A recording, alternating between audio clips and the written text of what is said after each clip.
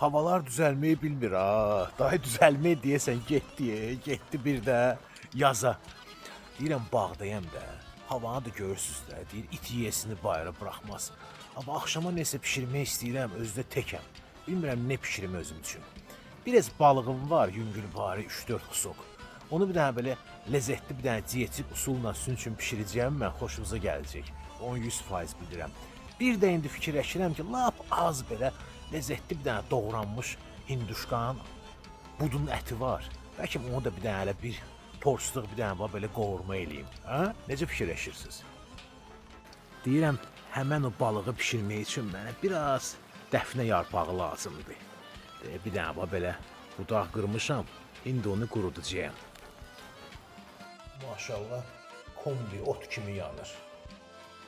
Birazdan bu yarpaqlar olacaq, bax, qupquru. Keçək hinduşka qovurmasının hazırlanmasına. Əslində onun üçün bizə demək olar ki, belə əlavə bir şey heç nə lazım deyil. Hinduşkanın bu tərəfi doğranmış. Necə gəldi doğramışam ha, dayı. Nə var o deyil. Bir dənə soğan, biraz pomidor əzməsi, duz istiyor, biraz da kərə yağı. Bax belə. Atırsınız hinduşkanı içinə, bax bu cürünə, köpüyünü yığırsınız, sonra da qoy qaynasın özü üçün ta o vaxta kimi ki, suyu çəkilməyənə kimi. Balığın işi lap asandır. Məndə biraz, bax indi soyuducuda nə tapdım da, biraz sudaqdır, yəni bir nəfərlik besdir. Düzdür, biraz sürsümüyü qalıb, amma ki, ətli yerləri də var. Bu farelin başıdır, o heç, o mənim deyil, onu istəyəni artıq durub, bayırda artıq müyuldayır, o pişiyin payıdır. Bu arada pişiyin payı artıq hazırdır, yəni biraz qızdırdım, yəni buzqabıdan çıxıb da, açılıb düzdür ki, rahat geçsin, apağım verim ona. Davay, bu da bunun payı, aha. O şimdi pişiyi xoşbəxt.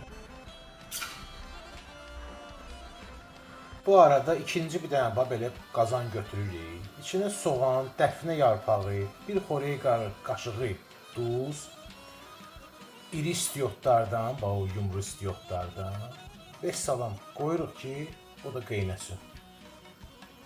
Bax, suyu belə çəkiləndən sonra duz istiyotunu vurun. Dalayıcan vurun pomidorunu. Tutturun, qoyun bir daha əməlli başlı suyu çəkilsin. Lap belə sona kimi. Bax, hinduşka belə yağa düşəndə vurursunun yağını, biraz da otu azaldırsınız. Mən bax, bu qədər əlavə elədim. Yaxçı qarışdırırsınız bunu hər tərəfli. Bax, belə ki, yağ hər yerinə işləsin. Sonra vurursunuz soğanını.